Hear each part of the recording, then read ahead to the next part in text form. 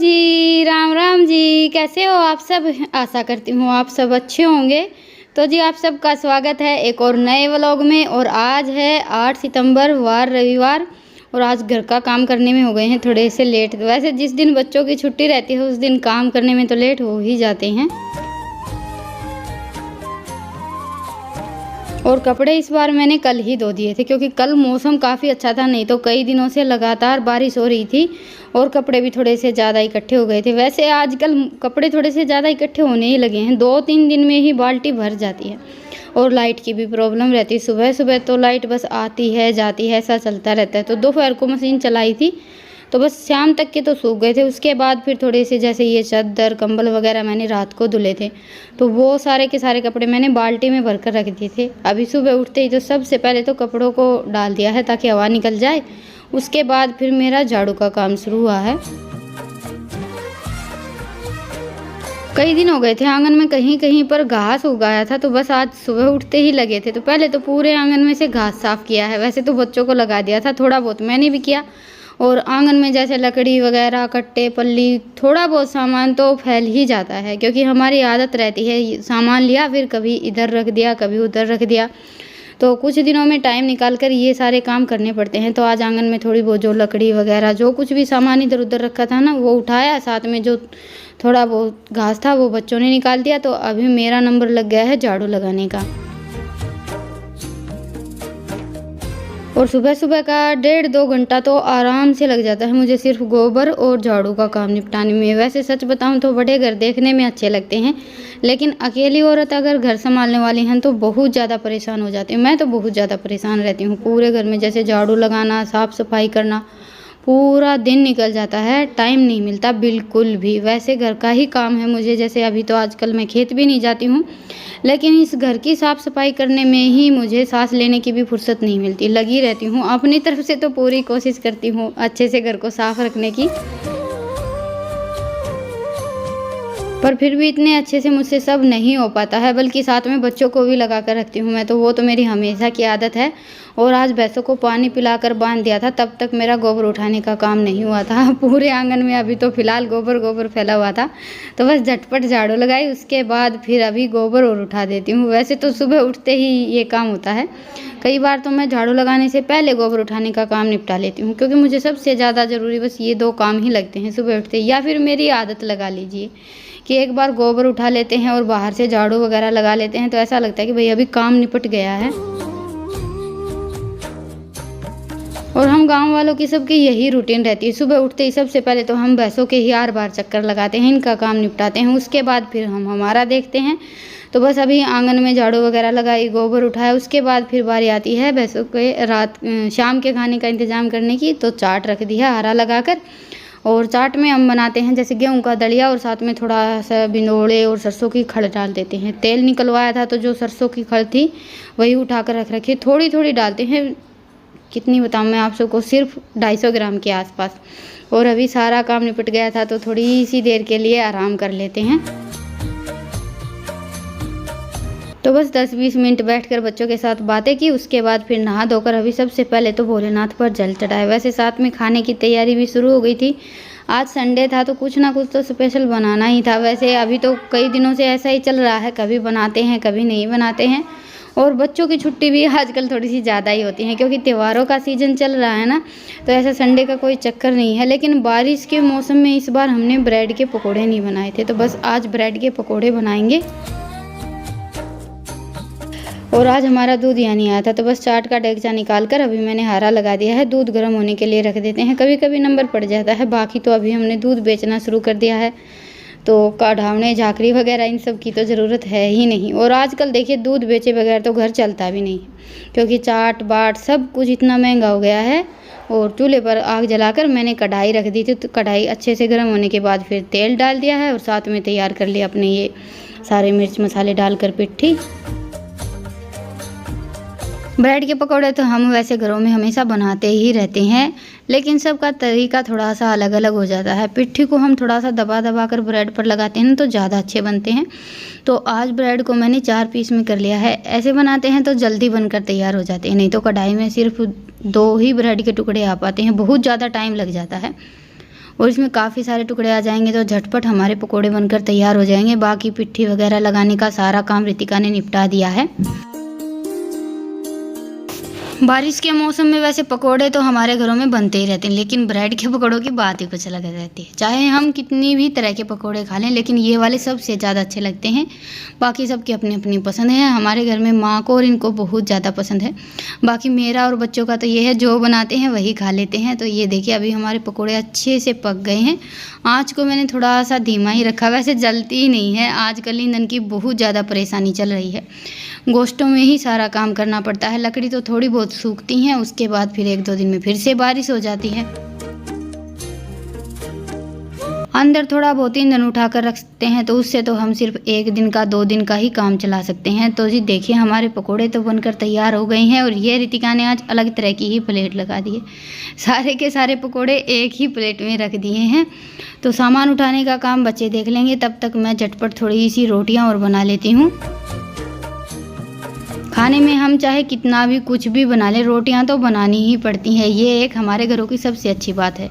और बच्चे घर पर हैं तो ये है कि दोपहर को अगर इनको भूख लग जाएगी तो कुछ ना कुछ तो चाहिए रहता है। तो मैंने सोचा चलो थोड़ी सी रोटियां अपनी बना कर ही रख लेते हैं।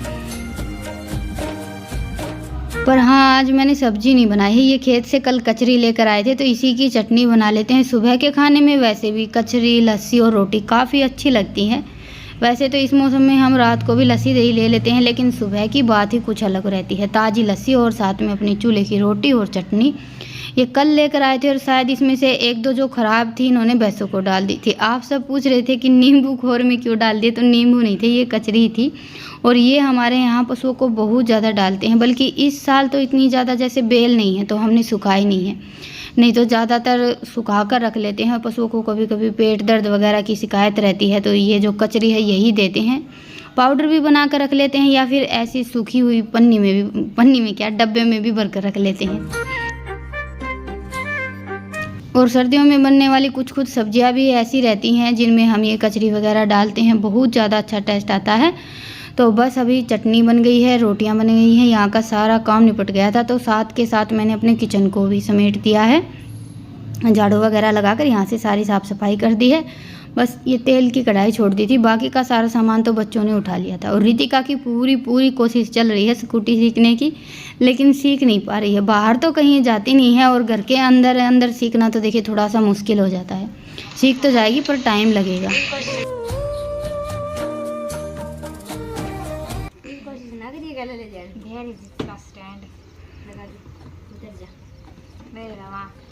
देख ली बूंद आनी शुरू होगी। ये लत्ते सूख रहे हैं तो सारे तार लो।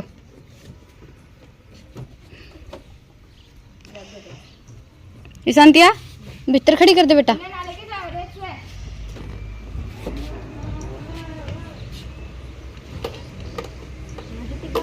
सूख रहे हैं क्या रितिका?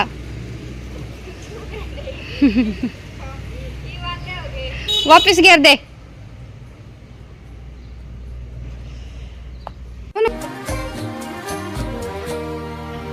और बस अभी थोड़ी बारिश आनी शुरू हो गई है। बारिश क्या बस 1-2 बूंद आई थी, तो सबसे पहले तो कपड़े उतार लेते हैं। वैसे बारिश तो नहीं हुई थी, मौसम हो रखा है बारिश का सा, लेकिन आज का तो पूरा दिन ऐसे ही निकल गया था। तो कपड़े उतारने का काम तो दोनों बहन भाई ने कर दिया है। इनका तो मन मर्जी का काम है, मन रहता है तो झटपट सारा काम निपटा लेते, नहीं रहता है तो बोलते रहो। और अभी आ गई थी सिलेंडर भरने वाली गाड़ी। संडे को और बृहस्पतिवार को 2 दिन आती है हमारे यहाँ, और ये सिलेंडर हमारा खाली हो रखा था। तो बस अभी ये दोनों बहन भाई चले जाएंगे। वैसे मैं तो जाऊंगी नहीं, खाली सिलेंडर है, दोनों पकड़ कर ले जाएंगे। लेकिन ईशांत की शरारतें थमती नहीं है, और इसीलिए इसको कभी कभी डांटना भी पड़ता है, क्योंकि सिलेंडर में खाली में भी काफ़ी वजन हो जाता है। और दिन में 2-4 बार डांट खाए बगैर तो ईशांत का दिन निकलता ही नहीं है। इसकी शरारतें ही इतनी ज़्यादा रहती हैं, कोई ना कोई काम ये ऐसा कर ही देता है जिसके लिए मुझे इसे डांटना पड़ता है। और देखिए बच्चे कभी कभी गलती भी कर देते हैं, और ये तो हर माँ का काम है कि जितना प्यार ज़रूरी है उतना ही डांट ज़रूरी है, क्योंकि कोई भी माँ अपने बच्चों की दुश्मन नहीं होती। और मेरा तो आप सब डेली व्लॉग में देखते ही हैं मैं इनको कैसे रखती हूँ, अपने साथ काम भी करवाती हूँ, डांटती भी हूँ, और साथ में अपना लाड दुलार तो रहता ही है। लेकिन यह है कि हम हमेशा इनसे प्यार से पेश आएँ और कुछ भी ना बोलें, तो इससे बच्चे बिगड़ते भी तो हैं। अभी इनको तो कुछ समझ में नहीं आता है, तो वो तो हमें ही देखना है कि हमें अपने बच्चों की परवरिश कैसे करनी है। क्योंकि अगर बच्चे कोई भी गलती करते हैं, वो चाहे आज की लगा लीजिए या फिर आगे चलकर ज़िंदगी में कभी भी कोई गलती करते हैं, तो सबसे पहले माँ का ही नाम आता है कि माँ ने कुछ नहीं सिखाया। तो सबसे ज़्यादा ध्यान तो हमें ही रखना पड़ता है हर छोटी बड़ी बात का। और हर माँ की ये कोशिश रहती है कि हमारे बच्चे अच्छे से पढ़े लिखें और बहुत ही अच्छा इंसान बने। तो जी बस थोड़े से बर्तन थे वो धोए, उसके बाद फिर मैं कपड़े समेटने के लिए बैठ गई थी। वो काम तो मेरा बीच में ही रह गया। इतनी देर में ये आ गए थे घास लेकर। अभी इस घास को हम साथ के साथ फैलाएंगे, क्योंकि इन दिनों में घास बिल्कुल हरा और कच्चा रहता है, तो साथ के साथ फैलाना पड़ता है। और जो थोड़ा बहुत एक्स्ट्रा होगा वो खोर में डालकर छोड़ देंगे। फिर 2:30 बजे 3 बजे भैंसों को बाहर निकाल देंगे। डेली की हमारी यही रूटीन रहती है। और हर संडे को हमारा प्रोग्राम बनता है खेत जाने का, लेकिन किसी ना किसी वजह से हम जा ही नहीं पाते। आज भी जाने की सोच रहे थे, पहले से ही सोच रखा था कि संडे को ट्रैक्टर लेकर जाएंगे, लेकिन मौसम को देखते हुए फिर जाना कैंसिल कर दिया था। तो अभी तो ये मोटरसाइकिल पर ही घास लेकर आए हैं, लेकिन घास इतना ज़्यादा लेकर आते हैं कि दोनों टाइम का काम आराम से चल जाता है। तो अभी ये नहाना धोना कर लेंगे, तब तक मैं हमारे लिए खाना लगा लेती हूँ। वैसे बच्चों ने तो थोड़े बहुत पकोड़े साथ के साथ ही खा लिए थे। ब्रेड के पकोड़े गरम गरम खाने में भी काफ़ी अच्छे लगते हैं। मेरा मन नहीं किया खाने का बिल्कुल भी। कढ़ाई वगैरह का काम करते हैं ना, तब तो ऐसा चक्कर सा हो जाता है और मन भी नहीं करता है। तो मैं तो लग गई थी बस पकोड़े बनाने के बाद अपना घर का काम निपटाने में। अभी आराम से बैठकर खाना वाना खाएंगे, उसके बाद फिर अभी कुछ काम तो है नहीं, बस थोड़े बहुत बर्तन होंगे वो धोकर रखने हैं।